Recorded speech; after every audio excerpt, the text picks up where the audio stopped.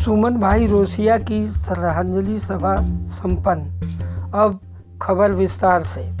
Mumbai Congress committee के वरिष्ठ नेता और समाज सेवी सुमन भाई रोसिया के दुखद निधन पर चेंबूर ठक्करबापा कॉलोनी के कस्तूरबा कोऑपरेटिव हाउसिंग सोसाइटी के प्रांगण में रोसिया परिवार तथा मित्रगण की तरफ से एक श्रद्धांजलि सभा का आयोजन किया गया।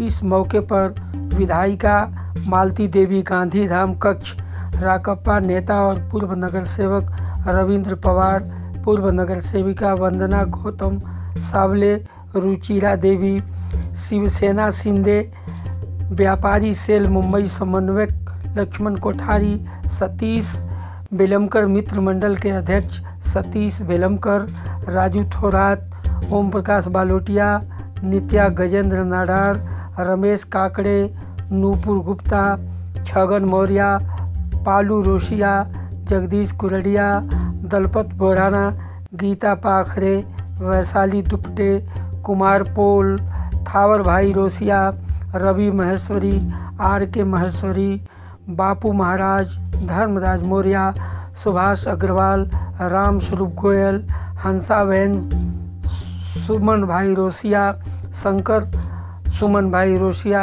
हीराबाई, सुनीता, प्रमीला, ज्योत्सना के अलावा ठक्करबापा कॉलोनी के सैकड़ों लोगों ने सुमन भाई रोसिया के तैलचित्र पर माल्यार्पण तथा गुलाब पुष्प अर्पित कर उनकी आत्मा की शांति के लिए 2 मिनट का मौन रखा।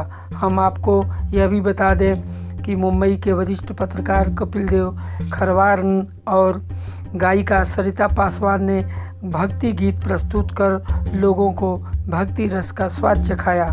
श्रद्धांजलि सभा का सूत्र संचालन कपिल देव खरवार तथा मंगल भाई रोसिया ने आगंतुक सभी लोगों का दिल से आभार व्यक्त किया। अब आप सभी लोगों को हम नेताओं के विचार सुनवा रहे हैं जो उन्होंने श्रद्धांजलि के समय बोला था। DRB न्यूज़ के लिए कपिल देव खरवार की रिपोर्ट। नमस्कार। 2.5 महीना पहले मेरे पास आए थे मेरे दफ्तर में जो गेलॉर्ड स्टेट में है। वहाँ हम बातचीत किए, काफ़ी समस्याओं के बारे में बातचीत किए, कुशल मंगल पूछा एक दूसरे का। इसके पहले भी वो लगातार बीच बीच में 2 महीने में 3 महीने में एक आध मुलाकात उनकी होती थी और हम बातें करते थे। ऐसा तो सुमन भाई का और मेरा परिचय वो 1984 का है। आज लगभग कितने साल, 40-42 साल हुए हो गए। और उसके बाद में 1985 को मुझे टिकट मिला कॉरपोरेशन का और मैं इस इलाके से मैं जीत के आया, जिसमें बहुत बड़ा साथ मुझे सुमन भाई का उस समय मिला था। सुमन भाई एक ऐसा व्यक्तित्व कि जिन्होंने इस शहर में आकर एक अपनी जगह बना ली थी।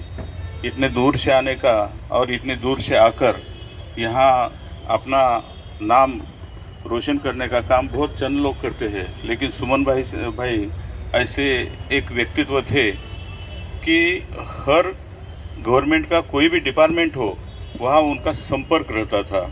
बहुत मिलनसार व्यक्ति थे, सबके साथ अच्छा संपर्क, सबके साथ अच्छा बातचीत करना, सबके साथ कुछ ना कुछ मदद अगर किसी को चाहिए तो मदद करना, ये हमेशा उनके स्वभाव का एक पहलू था। और उस माध्यम से हमने जब देखा, जब मैं नगर सेवक इस एरिया का बन गया 1985 में, तो लगातार वो एक साया के जैसा सुमन भाई का मेरे ऊपर एक आशीर्वाद था, क्योंकि वो मेरे से 10 साल बड़े थे। वो शायद उनका 82 वगैरह एज होगा, अभी मेरा 72 है, उनका 82 तक होगा। अभी 10 साल बड़े थे, इसके लिए बड़े भाई के नाते उन्होंने मुझे मार्गदर्शन करने का काम उनके जीवन में किया।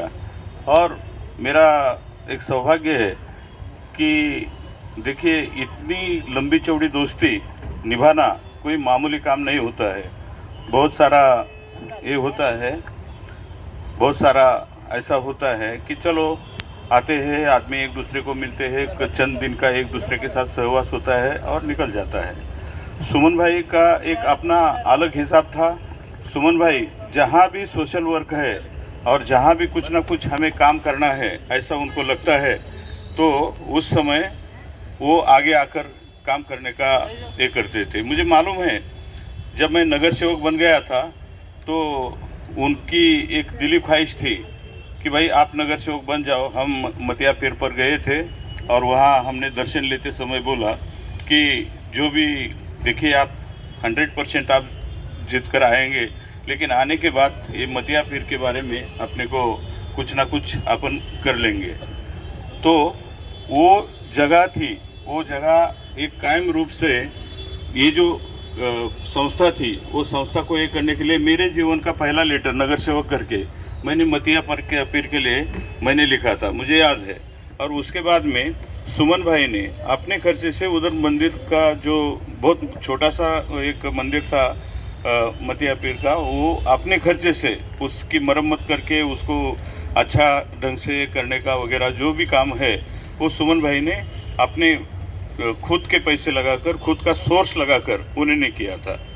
अभी मैं बोलता हूँ कि बाजू में एक गुजराती स्कूल है, वहाँ के टीचरों ने, वहाँ के कुछ लोगों ने ये किया कि भाई ये देखो ये हमारा थोड़ा सा स्कूल का ये करना पड़ेगा, रिपेयर करना पड़ेगा, थोड़ा बहुत पानी ऊपर से आता है, बच्चों के लिए सुविधा नहीं। झट से उन्होंने जाकर अपना खुद अपने लोग लगाकर, अपना पूरा का पूरा सामान लगाकर उसका ये किया। मुझे और भी पता है कि 1985 से मैं, पार्वती परिहार जी, सुमन भाई, हम कोशिश कर रहे थे, वहाँ काका थोरात भी थे, कि इस इलाके के लिए कोई पुलिस स्टेशन नहीं था। उस ज़माने में पुलिस स्टेशन हमें जाना पड़ता था, वो रेलवे रूल क्रॉस करके उस तरफ जाना पड़ता था तिलक नगर में, और वहाँ जाके हमें कंप्लेंट देनी पड़ती थी या पुलिस की सहायता लेनी पड़ती थी। लेकिन हम लोगों ने प्रयास शुरू किया। परिहार ताई भी हमारे साथ थी, काका थोरात जी हमारे साथ में थे, मैं नगर सेवक के नाते उस चीज़ के लिए हम लोग लड़ते थे और सुमन भाई हमारा साथ देते थे। तो उसके बाद में वो नेहरू नगर पुलिस स्टेशन यहाँ हो गया और सारे इस इलाके के लिए एक अच्छी सुविधा हो गई। रेलवे पटरी पार करके वहाँ जाने की नौबत जो हमारे ऊपर आती थी वो हमें नहीं आ रही थी। वहाँ मुझे अभी भी याद है कि श्रीधर नाम के एक सीनियर इंस्पेक्टर हुआ करते थे।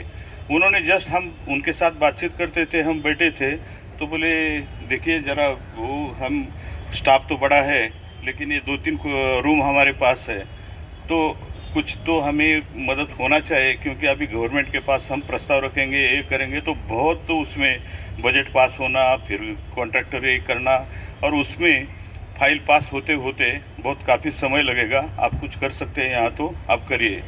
सुमन भाई ने तुरंत ये उठाया और 2-3 कमरे उनको बना के दे दिए उधर, अपना खुद है। कभी उन्होंने कोई मदद करेगा, दूसरा आदमी कोई करेगा, ऐसा उन्होंने इंतज़ार कभी ज़िंदगी में आपने किया नहीं। अगर कोई अच्छा काम है तो चलो अपना कदम आगे करो और वो काम करो। मुझे याद है कि हमारे मातंग समाज के जो बहुत बड़े ऑथर, लेखक, कवि, जो मराठी के ऑथर है अण्णा भाऊ साठे, जिनका स्मारक हमने बनाया है उधर सुमन नगर के सामने। तो सुमन नगर के सामने वो जो अण्णा भाऊ साठे जी का स्मारक बना लिया था, मुझे पता है सुमन भाई ने वहाँ रात दिन एक किया था। वहाँ वो खड़े होते थे और पूरा वो ज़मीन के नीचे 30-40 फुट से, क्योंकि वहाँ एक खाड़ी थी और वो खाड़ी में वो स्मारक बनना था, तो ज़मीन के नीचे उसका जो प्लिंथ है वो लगभग 40 फीट का प्लिंथ है और उसके ऊपर वो एक 15 फीट का एक खड़ा किया है, ताकि दलदल का एरिया था, दोनों तरफ से बहुत हेवी व्हीकल जा रहे थे, ज़मीन ऐसी ये होती थी, तो वो जो स्टैचू है उसको धोखा नहीं पहुँचे, इसके लिए सुमन भाई ने वो दिन रात खड़े होकर वहाँ, बिल्कुल दिन रात, कि रात रात तक काम चलता था उसका नीचे से ऊपर आने का, लेकिन कभी भी सुमन भाई उसके पीछे, उसमें पीछे हटे नहीं और वो स्मारक किया। आज भी उसके ऊपर उनका नाम है। तो ये ऐसी बहुत सारे ऐसे काम हैं, क्योंकि उनके जीवन में उन्होंने सहारा देने का जो काम किया था, तो उसके बारे में कितना भी बोलूँ उतना कम है। मुझे पता है गोविंद के शादी में उनका बड़ा बेटा गोविंद, और उनके शादी में मैं गया था गांव में, उधर गांव में, और गांव में जो देखा तो उनके प्रति प्रेम की, आदर की भावना जो वहाँ के लोगों की थी, वो मैंने ये देखा है। और डॉक्टर बाबा साहब आम्बेडकर जयंती का जो समारोह होता था उधर, जो कंडला पोर्ट के आजू बाजू में ही था वो गांव, हाँ गांधीधाम, वहाँ बहुत सारे बाबा साहब आम्बेडकर का जयंती का प्रोग्राम में या कोई ना कोई ऐसे प्रोग्राम में वो मुझे लेके गए थे। जब मैंने देखा कि सुमन भाई का वहाँ के जो स्थानीय लोग हैं उनके प्रति कितनी आदर की और कितनी विनम्रता की भावना उनके साथ में है, तो एक अपना अलग स्थान होता था। जब भी वहाँ से कोई लोग आते थे तो वो लोगों को हमेशा वो मेरे पास लेके आते थे। हमारा गोपाल भाई करके एक थे, हाँ, हमेशा आने का, और बहुत सारे ऐसे लोग, कोई अफसर आवे, कोई लोग आए, कोई बुजुर्ग आवे, तो हमेशा उनको लेके मेरे पास आने का, बातचीत करने का। अच्छा, हम लोगों ने पूरे महाराष्ट्र में, सुमन भाई और मैं पूरे महाराष्ट्र में अलग जगह पर हम घूमे हैं एक ही साथ में। मेरा जो गांव है सोलापुर डिस्ट्रिक्ट में, वहाँ तो कितने समय सुमन भाई वहाँ आए थे, और एक हमारा, मैं उनके घर का आया, वो हमारे घर के एक घरेलू मेंबर के जैसा हमारा एक रिश्ता था। और वो रिश्ता जो है वो आखिरी सांस तक चला। अभी वो अपने में नहीं है, लेकिन है, इधर खाला भाई है, मंगल भाई है, लच्छू भाई है, उनका परिवार है, और सब लोग उनके जैसे ही स्वभाव के हैं, जो कि समाज में आकर कुछ ना कुछ अच्छा काम करने का इन सब लोगों का नेचर है। और वो नेचर के साथ साथ उनके ऊपर जो उनके पिताजी लद्दू भाई, उनका भी एक आशीर्वाद हमेशा रहता है, क्योंकि वो लद्दू भाई की प्रतिमा यहाँ बिल्डिंग थी, वहाँ उनका एक बैठने का स्थान था। अभी भी मेरे सामने वो नज़र आता है, जब भी मैं आता था उनका दर्शन लेता था और ऐसा करता था। वो एक अच्छे विचार का इंसान, जो हमेशा मदद का हाथ दूसरों के लिए आगे फैला ये करने वाला, मदद करने वाला इंसान, और हमेशा अच्छा ही सोचने वाला इंसान अपने से दूर गया है, लेकिन उनके विचार जो है वो अपने साथ में है। हम चाहेंगे कि अपने आगे ज़िंदगी में हम सुमन भाई ने जो भी एक अपने जीवन में एक अच्छा ही सिखाई, उसका हम परिपाठ करेंगे, और उनके रास्ते कदम हम उनके साथ, विचारों के साथ हम लोग चलेंगे। सुमन भाई एक होनहार, एक बहुत एक गुण था उस आदमी के, इसमें सिविल वर्क, जो भी कोई इंजीनियर नहीं कर सकता है, वो सिविल वर्क में उनका नॉलेज चलता था। वो जो कारपेंट्री का काम करते थे, आज भी मेरे घर में फर्नीचर पड़ा है, इतने अच्छे कबर्ड, ये वो, मतलब हर चीज़ में उनका एक अलग दिमाग था और अलग ये था।